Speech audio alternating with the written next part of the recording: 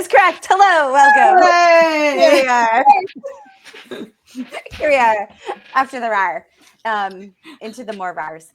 Hello, welcome back to Feral Ladies, in which my camera is never in the right place for me to look at my guests and the camera. So you're welcome. And we will be extra feral today because we're joined by one of our favorite people, the fabulous, the wonderful, the badass publishing head, Mel Todd. Woo! Hi, everybody. Yay! Would you like to introduce yourself to our hordes of fans? Hordes of fans. My name is Mel Todd. I am the owner of Badass Publishing, and I also write a lot, like I have 40 plus books out. Just a couple. Just one or two.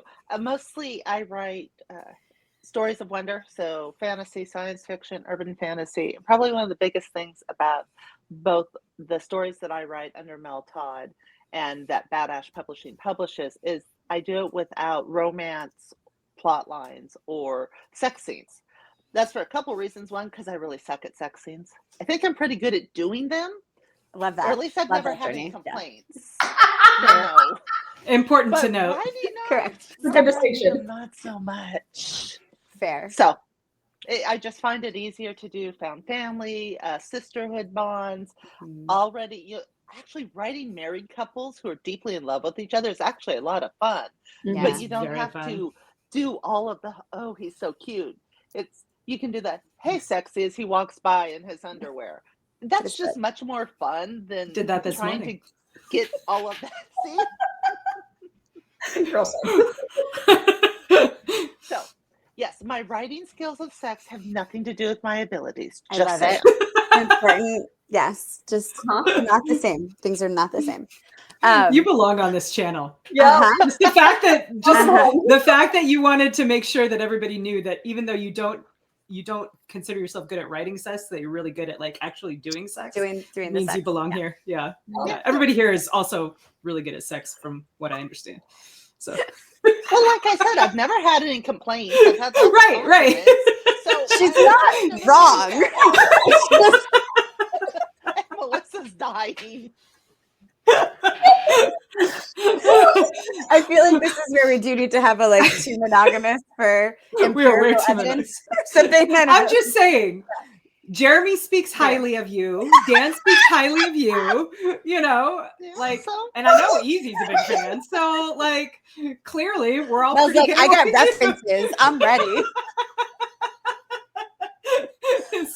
So Mel belongs, right? She already did. Extra hard now. That's what he said. For no reason whatsoever. I'm breaking up my fan, and it's fine. I just do this all the time. It's cool. Completely unrelated reasons. Nice to know that I am the break innocent one. everybody in the first 5 minutes. Yeah, that was quick. That was well done. Yeah, we're under 3 minutes. That was nice work. I think that's a new record. It might be. And we thought she was going to be the well-behaved one. No. I am well-behaved. I've used no 4-letter words. That are Nobody thought that. Point of order. Nobody thought I was going to be the well-behaved one. We just knew she wasn't going to break the curse barrier. Yeah. And by curse, I don't mean in a fantasy sense. So we'll talk about that. I meant in the F-bomb sense. I actually do not have a wand. I'm going to have to change that or rectify that at Dragon Con because I don't have a wand. Gold. That's a I place have to get 'em. crystals. I have tiaras. I do not have a wand. Girl, we went to a rock show. I have not shown any of these treasures on the internet yet. This one I have. This is a fluorite dragon. Oh my god, that's gorgeous. So pretty. And I can't get the light to catch her right now, but she's purple and green. She matches what your hair usually looks like. My hair will look like that. I know. No, I know. Girl, same. These roots are going away for Dragon Con. I'm very excited. Yeah, this is pre-Dragon Con. Yes. That we're shooting pre-Dragon Con hair. We are not yet ready. Anyway, so yes, I will confirm. So I had known Mel Todd for a little while before I finally had a chance to read I read the first 3 books of the Twisted Luck. And I read the first one in, it feels like 45 minutes. I know it took several hours because it is not short. but I did not stand up until I was done reading it. And then I was like, well, why didn't I buy all 3 from her at Dragon Con? That was stupid. So then I had to go buy the next ones. Whole thing. This is what I was telling people at a con that Mel and I were at last year. I don't know how time works at some point. Last I was like, Deep South Con. yeah, I was like, just buy the omnibus. You're gonna be so mad. Just buy all 3 right now. From personal experience, let me tell you. Yeah. Don't make my mistakes. Correct. Buy the omnibus. Yeah. Main character, asexual, no interest. She is, insects. She is deep into her relationships and her friendships, and oh my God, I love them. I love them so much. And then Carillion shows up. Things happen. I honestly, once you have Carillion, what male could ever compete? Just saying. That's fair. Kacey has thoughts, but we will save them. Amazing. Yes, so can confirm. Ladies, do you also want to introduce yourself quickly? I feel like people know who we are. Sure. But go for it. I'm Kacey. I write emotionally charged adventure, fantasy, and science fiction, and I really love fucking my husband. 6 minutes, Kacey? 6? Yeah. All right. Jeremy, she's not sorry. You said people knew me. They knew it was coming. That's what she said. Okay. Melissa, yes. Hi. I'm Melissa. Whole time I write sci-fi and fantasy, and I always sneak in romance because I write what I love to read. And one of the other things that I absolutely love is hanging out with Mel Todd because she is always a freaking blast to hang out with. She's super fun. And holy crap, like she's not kidding when she said that she is like 40 plus novels. She is prolific. Yeah, and very prolific. And good. Goals. Mel Todd is goals, y'all. There's a reason that we love all of our friends and love having our bad ashes on our show. Mel is also the friend who will get you into like fun little speakeasies. I'm just saying. That's why nobody here thought she would behave. We are friends with her on purpose. I'd like to point out that I always behave. I just don't necessarily behave the way you think I should. Those aren't the expectations I hold for you, my love. No, there's no, I think she should behave this way. I'm just like, we're here. Let's go. It's party time. It is my favorite. And we're also a little extra feral because Dragon Con is in apparently 18 days. Holy crap. So we're going to get to hang out in person. Yeah, that and I keep being nice and saying yes to people. Melissa, Jasmine. At this point, I think I'm going to have probably 10 extra boxes of books besides my books. And I'm already starting to think, going, okay, I'm going to have to repack the truck differently. We may be going up this time. Yeah. If it makes you feel better, I have to borrow an entire other suitcase from Kacey so I can check my books and bring them with me. Yep, I'm going to be like figuring out how many books I can fit in my check luggage today. Because I'm like, I don't think Mel would like it if I sent her a third box in the size box. I seriously. Okay, here. I'm going to move the camera. Oh no. Okay, so the brown boxes are Melissa's. Amazing. All the white boxes are mine. And I ran out of boxes, so I have to order more boxes. Because all of the stuff that's stacked up there in that extra box, I'll have to go in white boxes. Oh, goodness. So, yes, there's a reason I have a truck. And your truck, like, holy crap, guys. Like, I know this is not what we're here to talk about, but my husband has serious truck envy because Mel Todd's truck is freaking awesome. Yeah. My truck is absolutely, if you see the truck, you know where I am because you are not going to take it for anybody else's truck. That it has my name along the side of it. Well, sure. She tells. Sure. Amazing. I am Marisa Wolf. I feel like you got to know that. I write things. It's cool. I love it. We'll talk about some of them probably at some point today. Yeah, my name is here, and here we are. You've hopefully been here before. If not, if this is your first time, welcome. Welcome to the insanity. We won't be gentle, but we will be loving. So that's what I do. Whatever. So we are so excited to talk to all of our. So Jeremy's a fan. I mean, yeah. Our incredibly accomplished, brilliant, wonderful, talented, hardworking friends. And there was a subset of our brilliant, wonderful, talented, hardworking friends that were like, we should talk to them about empire building. Mhm. So we kicked that off a little bit ago with Katie Cross, and we are following up strong with Mel Todd, who has not only built a publishing company, but again, did we mention 40 plus novels and how many short stories, Mel? She's like, I don't know. More A bunch. than that, probably. At least, I mean, in various anthologies, I don't know, 10, maybe more. At least. I mean, would I'd literally have to turn around and start counting the anthologies on my shelf and then go, okay, wait, I don't have this one in print and this one I sold. And yeah, I don't know. A few. Okay, a lot. A few. More than a few. A lot. More than a few. So Mel, in your building of the empire of Mel Todd, what's your favorite thing? Like, and that you can take thing however you want. That's what she said. You can, like, it can be like your biggest success, your biggest surprise, the project that you love the most. Being Honestly, able to say, I don't need to work at this fancy corporate job.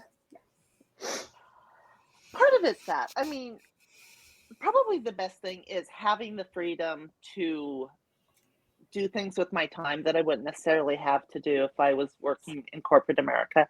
And don't get me wrong, I spent 18 years working for AT&T before I quit/retired, and AT&T treated me great. I cannot argue. Part of me really wishes I'd stayed one more year just because, oh my God, does personal health insurance hurt? But fair. That's a different argument. Mm-hmm. But I mean, like just this year, I got to go to Africa. Yeah. And how long? Almost a month off to go see Africa. One of the hardest things about being your own boss is both I can't lie to myself with the whole, oh, I don't feel good. There's this like, yeah, you get your ass in there and work because it's this little, but also is that when you're sick, you still feel guilty about not working because everything is always on you, which sometimes is extremely frustrating and stressful. But at the same time, it's also really nice. Most days, there are days I hate it, but I get to decide what happens or doesn't happen. Yeah. And like I said, there are some days where I'm like, oh my dear God, what I wouldn't give for like a personal assistant. But the rest of the time, I mean, probably the best thing of doing all of this is having the flexibility. But I mean, and I want to make this really clear to anybody. One of the, this is going to become life lessons for authors. Nice. When you are planning on quitting your job to write full time, always do it and set everything up with the understanding that you may never sell another book past today because it can happen. So you may be making $10,000 a month and next month you may make 15 cents. So it's one of those things where you get really wrapped up in the whole, oh my gosh, my books are selling. This is great. I'm making money. You cannot count on that being consistent. And so you have to plan carefully. You have to make sure that you are always looking ahead as to how you can get multiple income streams in and how can you make sure that you can still pay your bills. Because I can guarantee you the electric company doesn't care that I can't figure out what to do with this character. Yeah. Yikes. Yeah. And I mean, and it's one of those things, I think I'm one of only 2 other authors that I know who went full time without a spouse. And it is much, much easier with a spouse because you have a little bit of a safety net. You also have a built-in cheering team, or at least, okay, put it this way, if you don't have a built-in cheering team, you have the wrong spouse, just saying. But it's really hard, and it's also very scary sometimes because sometimes you're like, oh, I only got $600 this month, but I have $2,000 in bills. So, but I mean, the freedom's there, though. I tell you, health insurance alone is enough to make you want to go back to a day job. So there are so many reasons why I feel super, super lucky and privileged and I mean, you can argue that it isn't luck, and it isn't because I did the things, right? But being a retired military officer with a military pension and military health benefits for the rest of my life is so huge. And I was just gonna ask who that was. I saw them come in behind you and get in the box, and I was like, "Who is this?" This is Manic. This is my. Oh, sweet. Okay, no, he is well over 20 pounds, and it's all muscle because there's no fluffy in this. Oh, I love him. It is just muscle, and he is very much of the opinion that if I'm sitting somewhere, my hands should be busy petting him. Yes, that seems legit. Yeah. Yes, yeah, that seems. Having stayed at Mel's house a couple of nights, can confirm, and it is a job very important to do. Yeah, very important job. Yeah. He's very sorry. The health insurance piece of that is huge. Yeah, retirement. And having a spouse who can actually help you on those days where you just want to throw things against the wall, it's really nice. Yeah. We love our spouses here on this channel, probably more than the internet cares about, but we tell them anyway. So, they're pretty great. Yeah. Here's to you, spouses of us. Especially the one who has to watch this in great detail. I know. He's like, oh my God. Well, at least girls going to walk away from editing this one going, oh, they love me. They really love me. They really do. Who knows? I cherish our friendship, Jeremy. Yeah. No, Jeremy's awesome.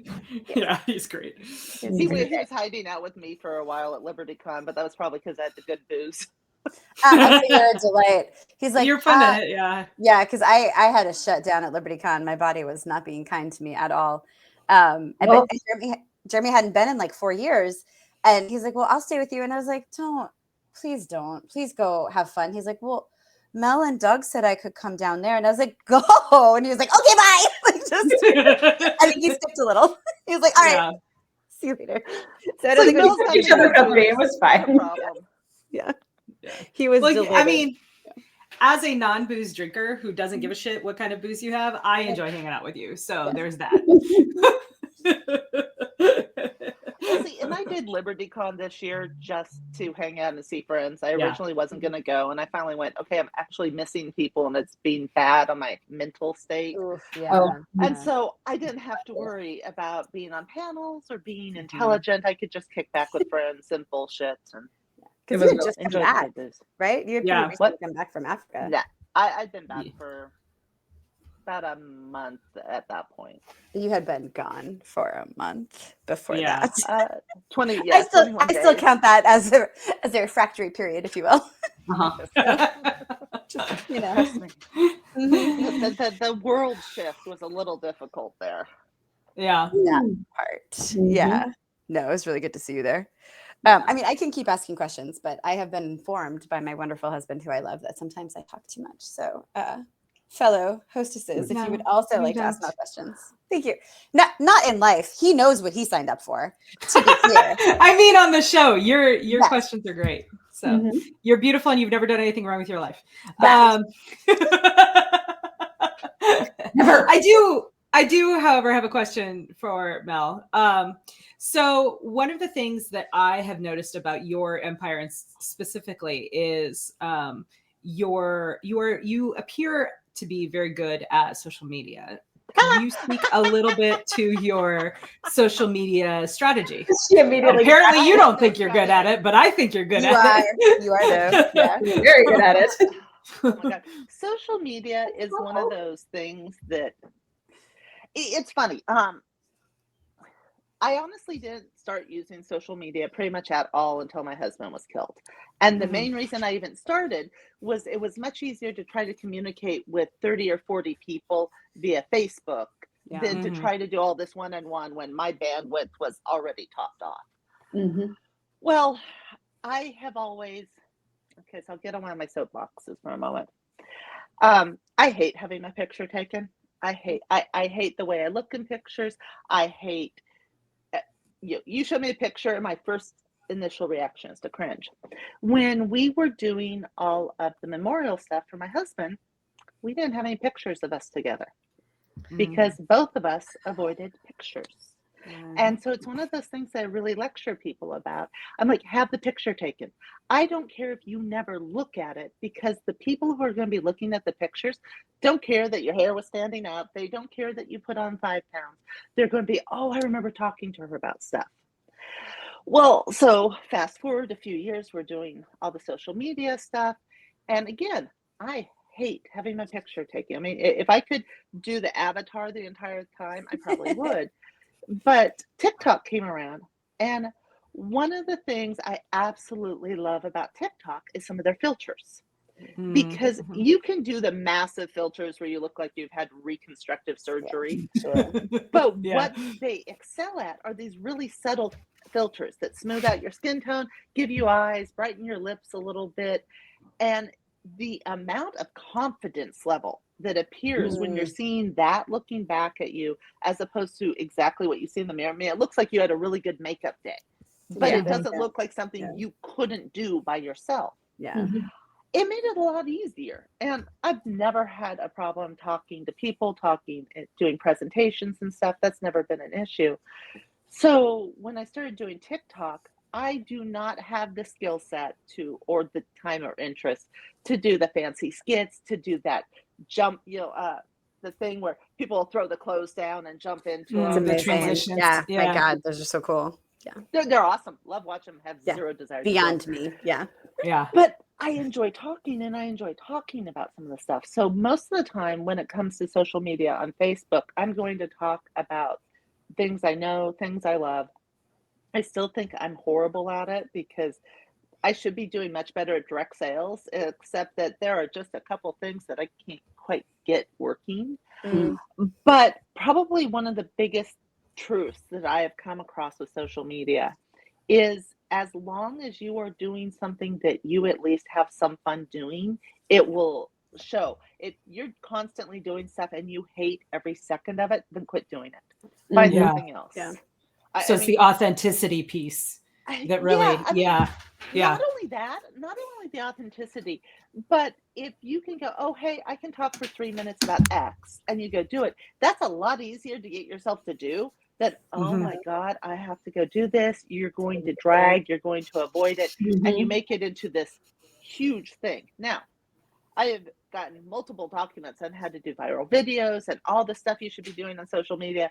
And every time I look at it, I start going like this, because it just seems so overwhelming. And I'm just like, I'm good. It's too much. And it is.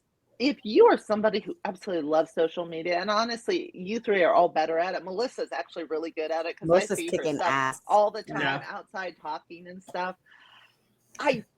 Most of the time I never think about it. There's also the fact that I don't have most of my social media apps on the phone I carry with me. Yeah. So when I worked at AT&T, I did a lot of tech stuff and a lot of stuff with phones, which means I understand exactly how bad TikTok is. They both have specific TikTok phones. It's why I haven't started. On a white phone, TikTok, Instagram, a few other things. But that means I never have this phone with me. This phone sits in the office and is used on its little stand. So it makes it a lot harder to do some of the spontaneous stuff. Now, when I'm out and about, if I remember, I do have Facebook on my main phone, so I can do the Facebook stuff. But it never occurs to me. For me, social media is a thing I check off my list to do. I really, other than like wasting time, I was sitting here waiting for this to start, and I knew that if I got up and went and did something, Melissa would be pinging me at like 1:35 going, are you showing up? Are you here? Where are you? So I'm sitting here at my desk, sitting here scrolling TikTok, because I like, if I move, I will get distracted, and it will be an hour later, and I'll be like, oh shit. So life. But no, I mean, if I ever figure out exactly how to do social media in a way that works and is productive, I will share. I will share to all of you without even blinking. Right now, it's been my number one priority on my business list for 2 years. But I was going to say, I think that you have been somewhat successful with social media, and it's probably is probably the consistency that does it, right? 100%. Like, because like you said, if you were doing something that is authentic to you, that feels, at least somewhat fun, or at least not like a chore, then it's so much easier to be consistent with it. And I'm starting to develop the opinion as I get more active on TikTok, as I start to pay more attention to my numbers on like X and on Facebook and on Instagram. I'm really developing this opinion that like, I mean, there are things that you can do, and maybe you might hit viral status on a video or two, and maybe you might like blow up.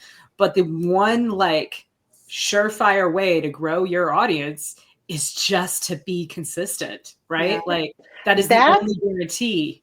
And leverage reposting. So I'll usually record one TikTok video, and when you do a TikTok video, it saves it without watermark. Well, that then goes to my other TikTok accounts, and then it goes to Instagram, and then it goes to Likey, and then it will go up to YouTube if it's under a certain link. And it's just like boom, boom, boom, boom, boom. And I've now hit 4 or 5 places. I'll do a reel on Facebook. And I've now gotten 5 or 6 different things under different accounts off of one video. Yeah. I do the same thing. I do that too. Because otherwise I make a TikTok video, and then I share it to my Instagram, and then I, upload it to my YouTube, and So like both Kacey and Mel, my TikTok phone lives here in this office. And a lot of times I'll have time during the day to record a ridiculous reel or do like a character art reel. I'll do it on my regular phone, and I'll use Instagram, and I'll upload it there. Sometimes it'll auto share to Facebook. Sometimes it won't. That's fine. I will download the video from Instagram. I'll share it on X. I'll share it on Facebook in the bunch of groups and my author page. Nice. And then I will share it via Google Drive and grab it on my TikTok phone and share it there. But what I have noticed with social media is that it's like just throwing crap against the wall and seeing what's right. I can't predict. I've gotten reels, the same type of reel, like the character art ones I do. I got like 20 views on Instagram. It got 900 views on TikTok. It got 40 on X.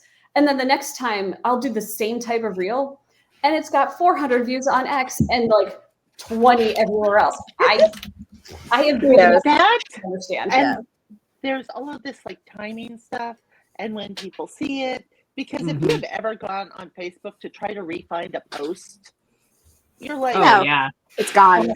Gone. It's gone. Yeah. It's like I was in the middle of reading it. Yep. And I'm like, I have quit worrying about doing the same stuff, because only the very few people who are like either super fans or really close friends are ever going to see the same thing more than once. Fair. Yeah. And the super fans don't care. They just like. Just like. Yeah. Yeah. Yeah. Exactly. Consistency. Mel, that's where you are kicking ass, is just the consistency. I need to get back on it. In fact, one of the things I am going to do is I am going to bring my TikTok phone to DragonCon, and I bought these, which are really, really cool. Phones that go with the phone. Yep. That's cool. Actually give them to 2 people. I can wear one and the other person can, and we can do a quick little interview. Heck yes. So expect to be on video. I volunteer tribute. Yeah. I'll bring my sunglasses. I like to be on video in sunglasses. This is apparently what I look like. It's fine. Scuba Steve. No, I love it. Well, I mean, and I imagine consistency has been real helpful in general for building a empire situation. Well, I mean, consistency is probably the biggest thing with like writing. Like I track what I write every single day, and I have some months that are really good, other months that aren't. And then one of the things that I am the hardest on myself about is we all know that editing sometimes takes longer than writing does. Well, the problem is I track myself based on how many new words. And so you can tell what months I'm either in Africa or I'm in an active editing product because my word count goes like this. Yeah. It's a real different situation. Yeah. And so it's always like, oh, I should have tried harder. Yeah, I'm horrible. I am the world's worst critic on myself. And what's so funny is any friend who was doing the exact, I feel like, oh my God, you're doing amazing. This is great. Me, you suck. You need to quit goofing off. You're not paying attention enough. Why are we like this? Like, I don't know. the amount of times, like, somebody, one of you will say something to me, they'll be like, no, that makes total sense. You were in Africa for a month, or you have human children that you're responsible for keeping alive, or you just moved continents. Like, chill. But then me, I'm like, you dumb bitch. Like, how could you possibly allow a family You are emergency so to lazy. derail you? I know. Why aren't you focusing? You know how you can do things. Yeah, no. I am nowhere near as nice to myself as I am to other people. Yep. I think I You're do like critic. yeah, I steal this from the internet, and Kacey does this really well. To others also, of just like, don't talk about my friend that way, right? Like, Yeah. just that, like, so like I'll say whatever bullshit I say, and Casey's like, yeah, you don't get to talk about my best friend like that. I'm like, oh. So what's funny is just then you were like, you dumb bitch, and I was like, bitch, shut your mouth. That's my girl. That's my girl. You can't talk about her like that. Yeah. I will bow the fuck up. I don't care who it is. It could be you. It could be me. It could be me about me. But it is like, I feel like that is talk about her like that. You don't get to talk about you. I have a pointy rock in my hand.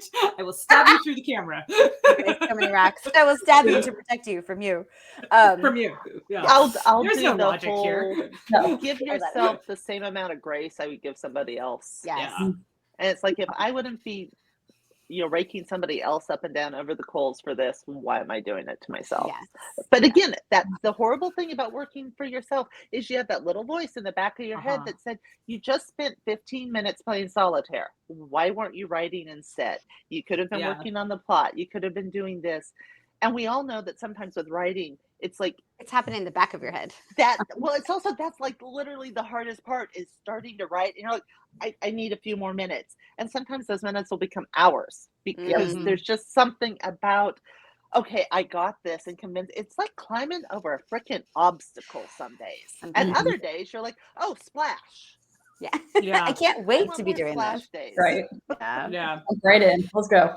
Yeah. One of the things that I have found to be useful is because, so yes, and there are times when it is important to be critical of yourself, and to be like, to genuinely be like, all right, do I need to, like, cowboy the fuck up and put some words down? Like, where am I at? Or do I need to give myself more grace? And I have called both of these ladies and been like, all right, I did this today. What else? Yeah. Am I being a baby, or am I like taking a needed rest?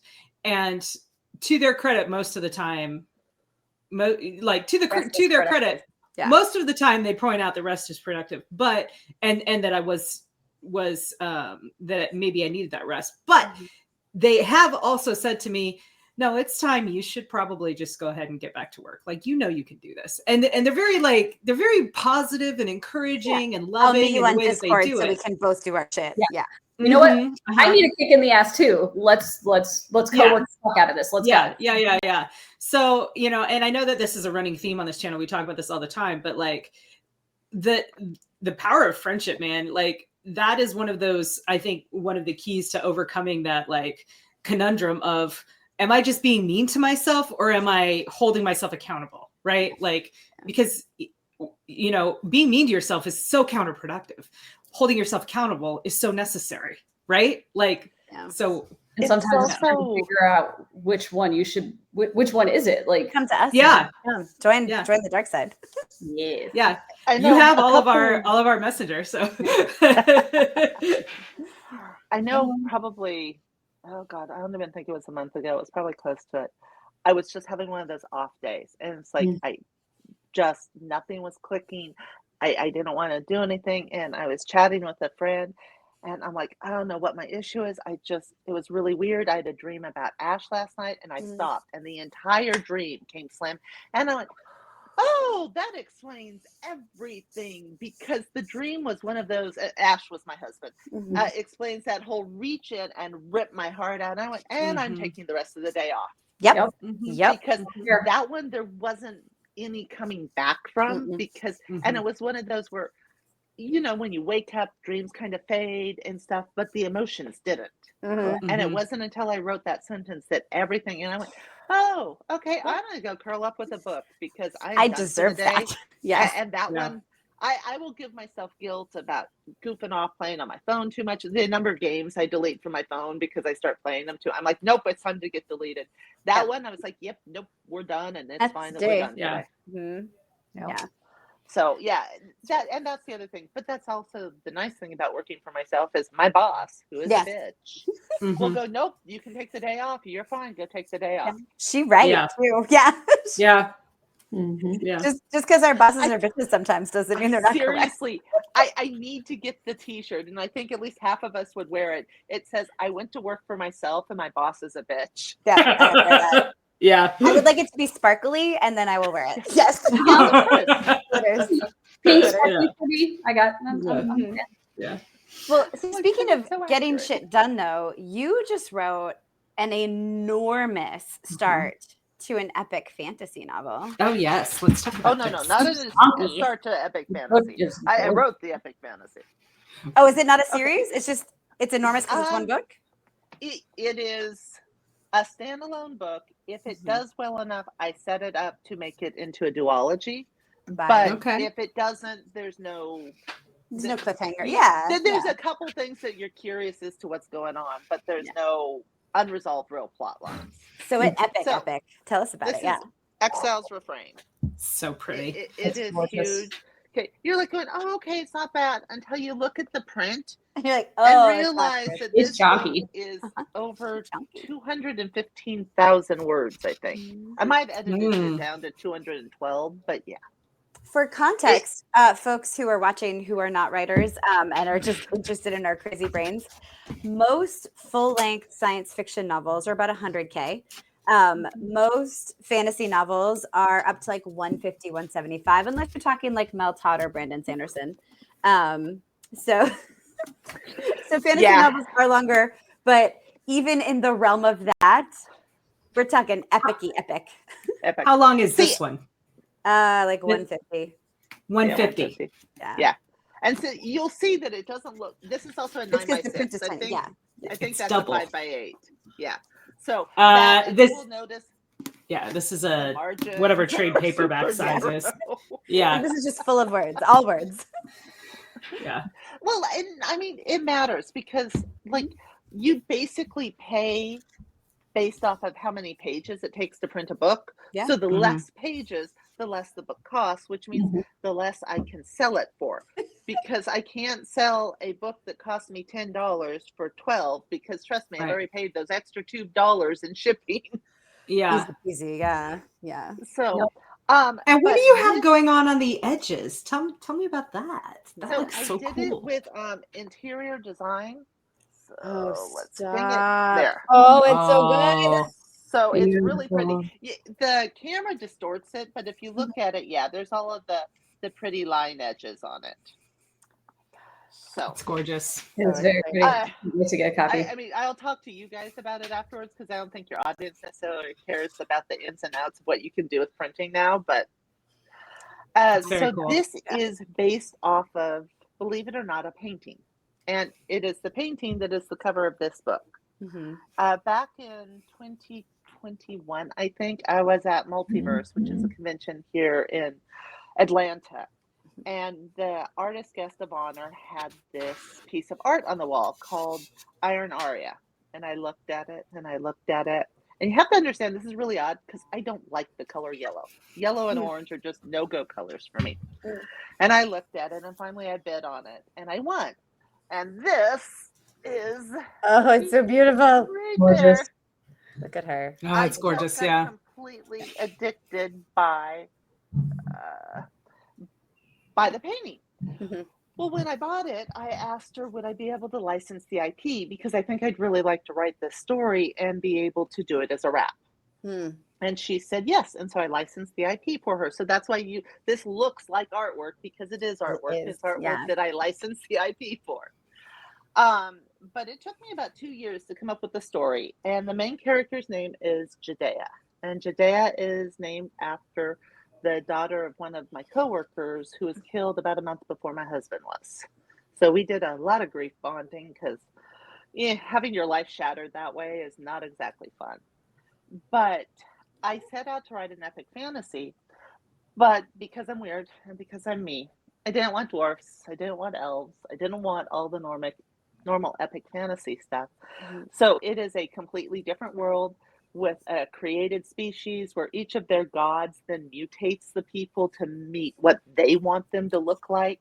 So it's got possessive gods that are part of the culture. Like you can walk down the street and one of the gods might be walking there.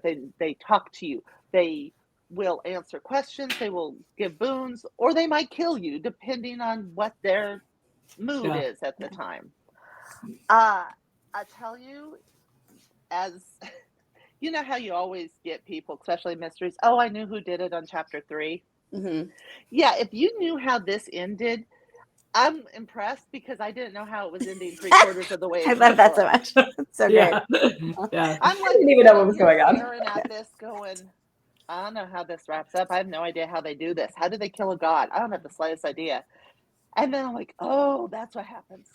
And then I get to the point where the god is talking, and I'm like, oh shoot, that isn't what happened.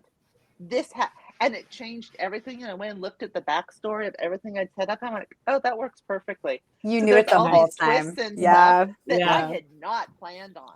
I was like, oh.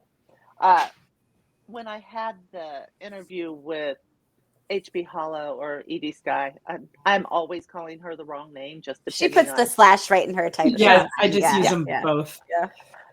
But she said, give me 5 punchy words for the book. And I went, okay, castration, insanity, vengeance, murder, and imprisonment. Yes. Okay. You had me hooked on the first one. Yeah, I'm already in. So, that's... It is definitely not there's no chosen one. There's no search for the Holy Grail. There are basically 3 people who decide that there is a wrong so great that they can't not try. And they fully expect to die while they're doing it. But the problem is they basically set off a landslide of changes that's going to change their entire world. That's epic. Yeah. I really did. Epic. By definition. Right? Sorry, allergy season. Girl.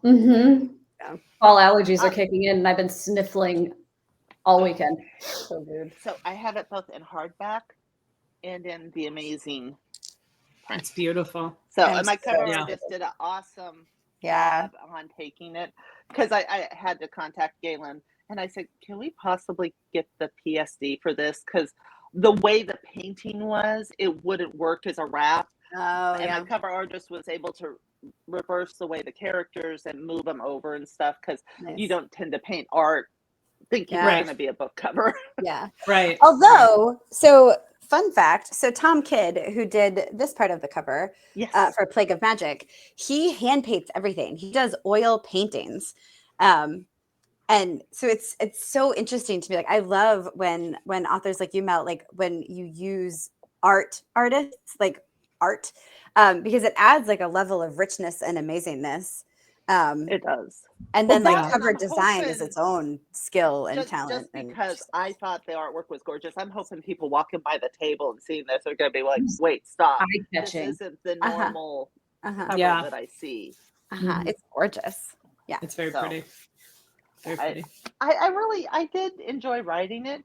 I was like, holy shit, what have I written by the time it was done? Especially since there's also a reader magnet that's available that you can get for free. That's another 6,000 words. I love it. Nice. I love it. Yeah. Please send us that link so we can make sure it goes with this. We'll write up and because while my copy is secured, friends, by the time you watch this video, I will have it in my greedy little hands. You will have to secure your own copies. So. We believe in you, though. Sign up for a mailing list. Yeah, I believe in you. That's right. Get all up in there. That's amazing. Well, okay. So have you written epic fantasy before, Mel? Like, I know you've done urban fantasy. Yeah, okay. So how'd you find that? Yeah. honestly, one of the things that was both the hardest, but I purposely did it this way, was I wanted the language to feel richer. Mhm. And so I didn't use contractions at all. And so, that was really hard because I can't believe how much we think in contractions. And the number of sentences I had to rewrite because I couldn't just say I was not there because your mind's immediately going to make it into a contraction. Yeah. So I had to rewrite sentences, like I was unable to attend. Yeah. Rather than I am not happy. It's that makes me angry. There's lots of just how I had to change the way we speak to do that. And it was both really challenging and really fun because I tell you, searching through a 215,000 word document for apostrophes. Woo! Yep. Girl. And then I even let the proofreader know, please find any contractions and let them out because you can't do apostrophe S because that's possessive, way too much. Right. So I literally had a list of all the contractions. So look for apostrophe T, look for apostrophe LL, look for apostrophe M, apostrophe BE. Yeah. There's a lot of We have a lot. Yeah, once you said it, I was like, oh no. That's no. Yeah, no, It's there's a definitely lot. no. And so it was doing that. And then there was also having to make sure I didn't use words that we use. So I had to make sure I never used the word human because they're not human. That's not I don't use the word week or month or year. They have moon cycles and sun cycles. Minute, they don't use minutes. And one of these, I'm like, those of you who went through the whole Scouts or Explorer or Kacey with military, you know that if you hold your hand up to the horizon, the distance between the horizon and the sun, usually each finger is about 15 minutes. Okay. So you can do that and get a really quick idea of how long the sun's about. Well, so they refer to all their time as fingers. Oh, it'll take me about 2 fingers because that's how you told time for a long time with how many fingers it was. Yeah. So it'll take about 2 fingers of scotch to get me to go do this right. thing. That's what I thought of. I like it immediately. No, but it's a time telling thing. And but it also works really well for it's going to take us 15 fingers to get there. I did keep days as days because not using days is really, really difficult. Moon cycles for months works for most of us. Sun cycles for years, you don't have an issue. Trying to come up with a brand new word for day was just way too much too far. It's a bridge too far. I wrote a short story that was, I think, 8,000 words long, and it was set on Mars. And just trying to use the established language for the Martian day, which is a sol, to differentiate from an Earth day. Even that was super complicated, and that was a short story, right? Because they don't say tomorrow, they say solmorrow, or yestersol instead of yesterday. So just changing the language. So, and that's really interesting what you say about the contractions, because Marisa and I for sure have used contractions in some of our military science fiction stuff to differentiate when it is an alien species that is speaking through English through a translator, but we won't use the contractions to give them that feel of this isn't quite different. It's not quite the same. So that's really a cool technique, and hats off to you for using it for an entire 250,000 word tome. Well, I mean, a lot of it was just interesting on how much English language uses negatives. I am not hungry. I'm not happy. I'm not going there. As opposed to saying the whole, I am full. I am sad. We use what we aren't way more than what you would think as to oppose what we are. And so there was a lot of stuff that if I just rewrote it in the positive, instead of, that's not full, it sounded a little empty. That's cool. And it really made me think a lot more about just how we present things in English and how much we tend to do it as a negative instead of a positive.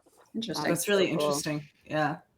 That's so really I mean, that one caught me because it also made me think a lot about how, and again, I think way too much, but just about how we communicate feelings and everything else via our words.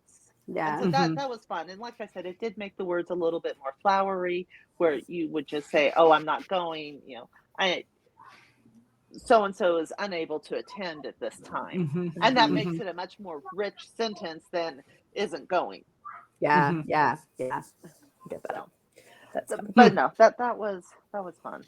That is super fun. We're almost getting out of time. I will say, to keep from reinventing minutes and seconds and things, I did get a little lazy in my debut fantasy novel.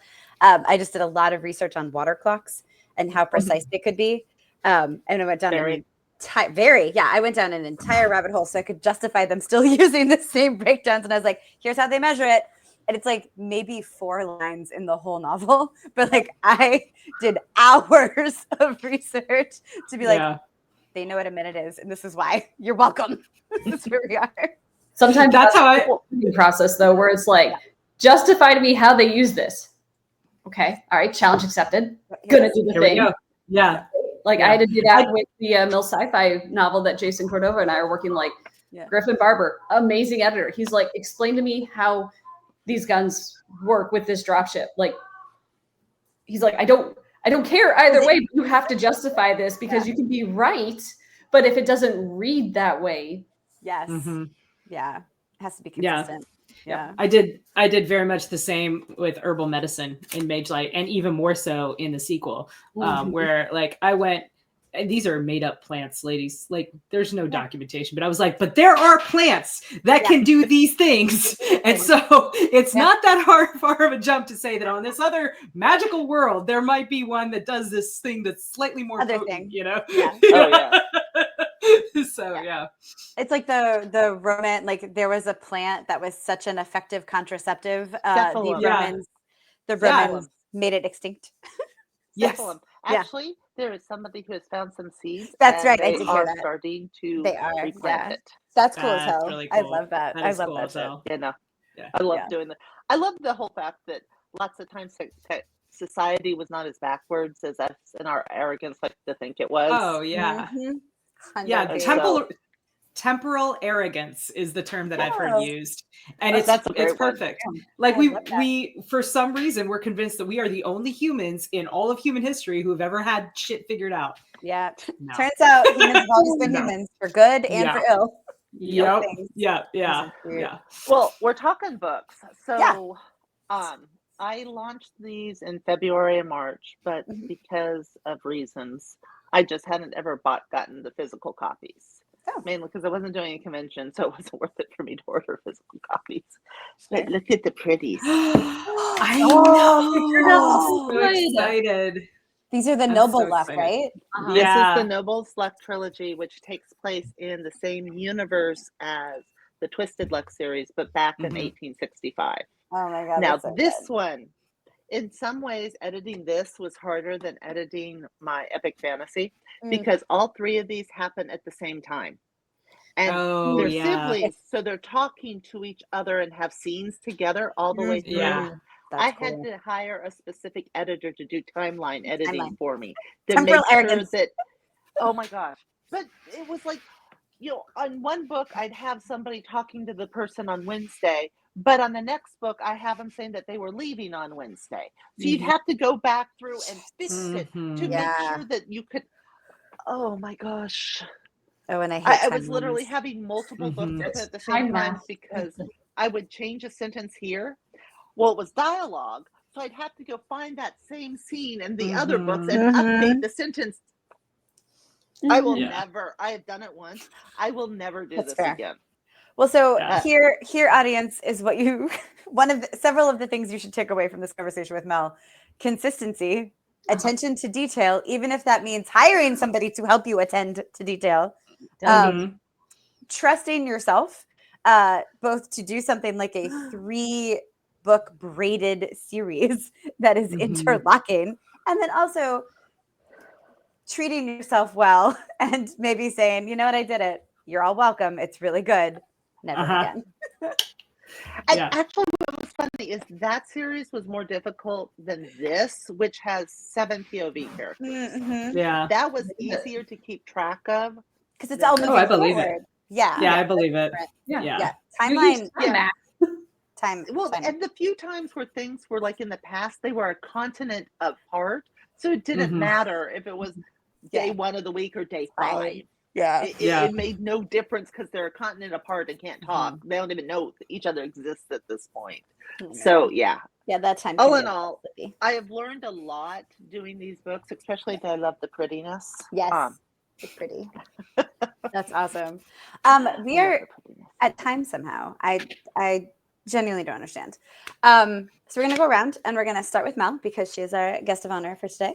And where people can find you on the internet streets. Like I said, this will probably be airing like a week or 2 after Dragon Con. So if they can find you at cons, post that, let people know.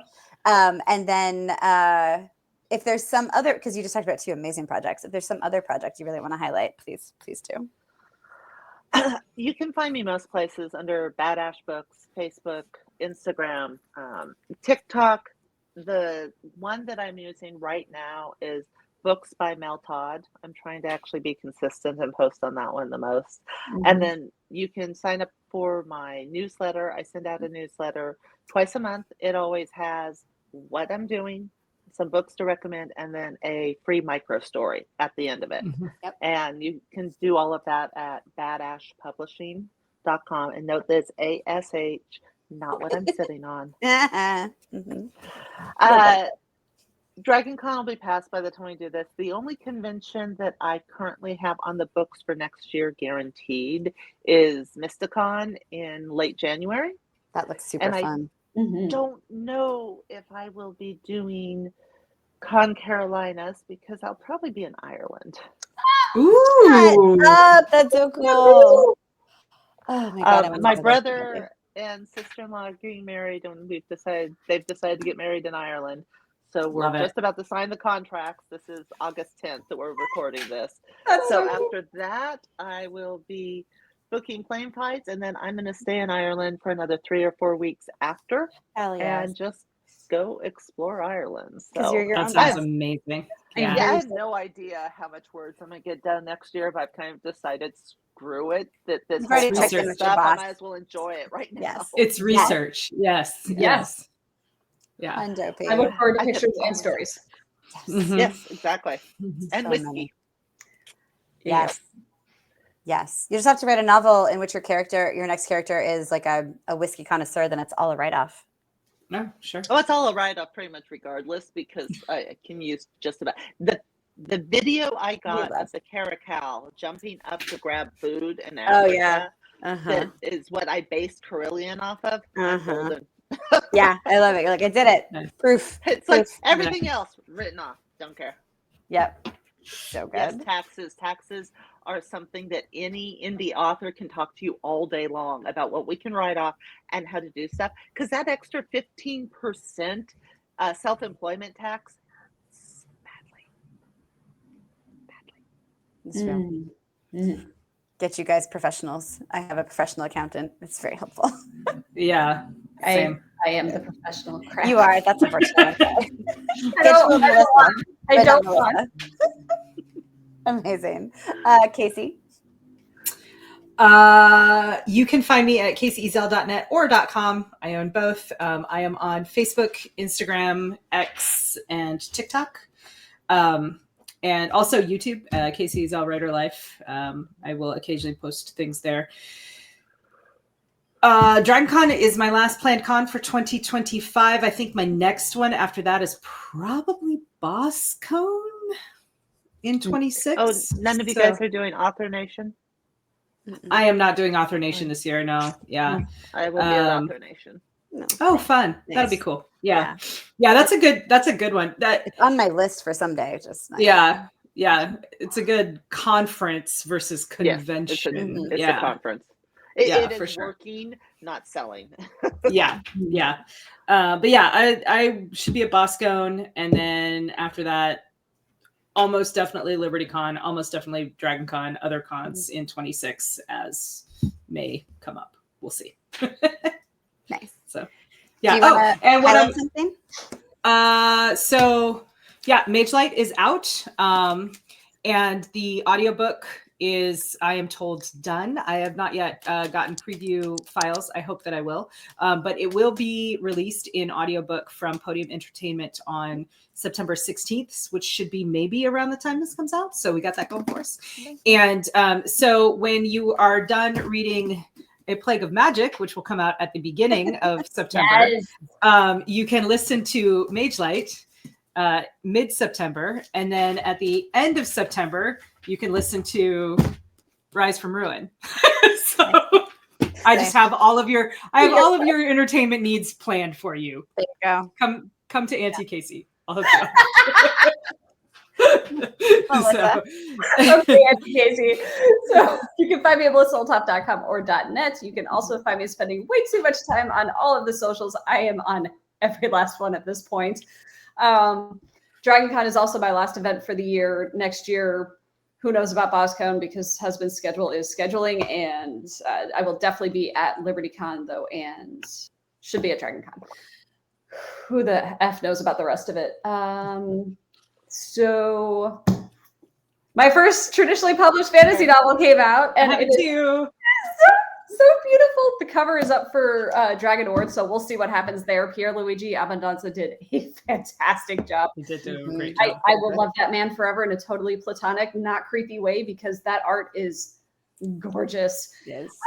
So like Kacey said, the audio comes out September 30th. I was lucky enough to get preview files.